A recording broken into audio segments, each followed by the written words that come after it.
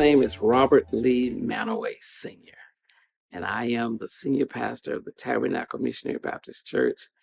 And September this year, I will officially been here 40 years serving the congregation.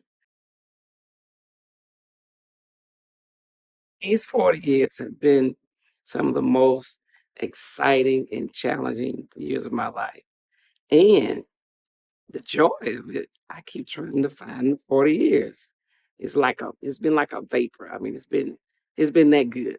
It's what the old church says it like this: when your good days outweigh your bad days, and when God truly, from precept, example, and everything gets better than the day before, and time goes so fast. It's just been so quick, but yet so fulfilling. So it's hard for me to put a timeline on what the 40 years have been like. The best of times and the worst of times. In September of 1983, uh, not long after that, I got here in September, so I guess around November 1983, in what was then the joint board meeting, which was a Saturday morning meeting between deacons and trustees and the senior pastor.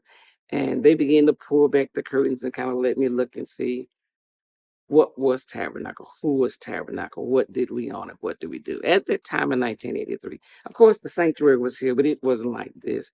The educational admin building next door, it was there, but it was nothing like it is today. The downstairs was nothing like it is. Nothing was like it is.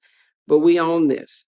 And also here, they had also just then uh, made preparations for the east parking lot over here, which is the handicap parking lot today, for those who know the Tab and Deuce 8.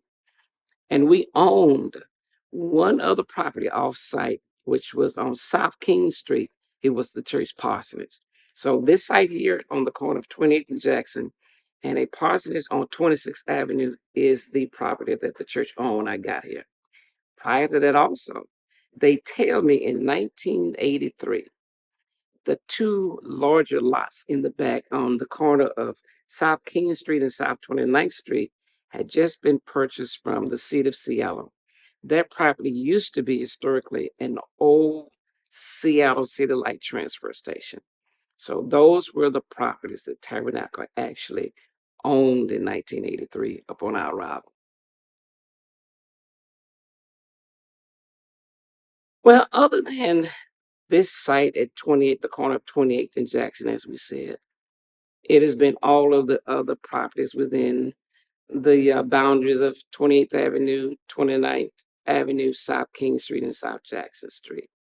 Uh, Except for then, we did not have access to the property known legally as 415 29th Avenue, which was owned by a family of our church.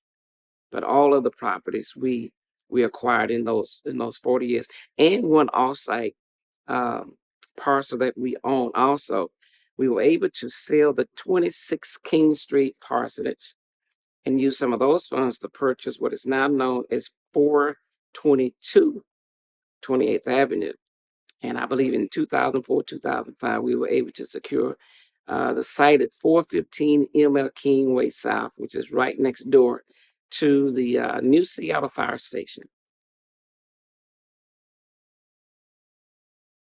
I think what it means to our church is that it gives us an opportunity as an African American group of people, a congregation, a group of people of color, to do something significant in the heart of the city of Seattle, King County.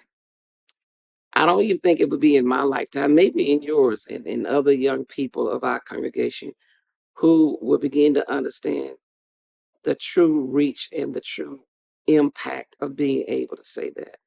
And to know that up until the acquisition of the Mescali properties, that this congregation was able to secure all of those properties and pay for them in full, deeds and titles in hand.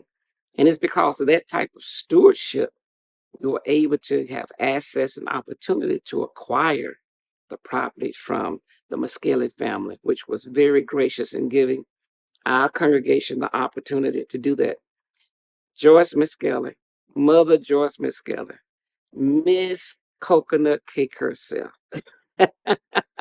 gave us the opportunity through her husband, Thurston Sr., and then through his son, Thurston Jr., and his family, to give us the opportunity to keep that property as part of the legacy of African American land ownership in the in the central area of Seattle.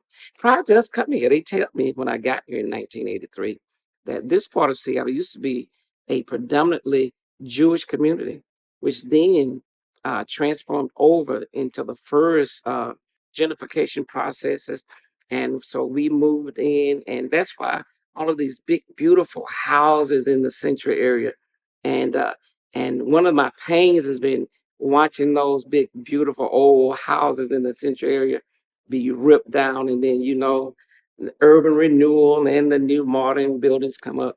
But what a beautiful this community it was, where members of our congregation used to have the joy and the privilege of walking to a community church. Think about it like this, Pastor. Um, 40 years ago, to say be past Franklin High School was almost unheard of, to have to come to church to the seats to the sanctuary, because people could walk within 10, 15 minutes they could get here. Now, hey, we're up to what, 45 minutes to an hour one way to get here, commuting from South King County, Snohomish County, just to get here on Sundays. And not to mention that we have programs through the week. So that legacy of us being able to maintain, be here, be vibrant, and be effective in doing outreach. And we are actually doing the same type of outreach that we started in approximately 1988.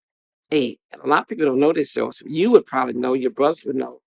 Uh, our homeless outreach ministry is one of our staples, which started with lunch coolers and ham sandwiches and fruit or apple and a Lois restaurant cookie downtown in Pioneer Square under the bridges and all those type things. And now we evolved that into what we do today, preparing hot meals, hot lunches for people. And before COVID, we were bringing the people to the sanctuary, feeding them, clothing them, toiletries, and then taking them back downtown with food, bags, and lunches and clothes, and in the winter, warm things. And so that type of outreach and ministry that we've always had the opportunity to do. Those early years when we got here, we were in the middle of what, crack cocaine and HIV, and the central area was just being ravaged at so many points.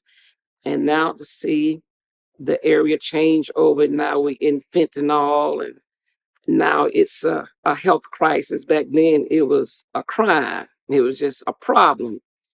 So we've had chance in these 40 years to see those type of things take place. So for Tabernacle to still be here and be effective and be used, so to speak, to be God's witness in the earth and on the earth and continue to do that, I think that's what it means to me, and why the acquisition of it is important. Because now, as community change, we know now that outreach is going to be more than a ham sandwich and an apple. Outreach is going to be more than warm socks, in winter, and some gloves.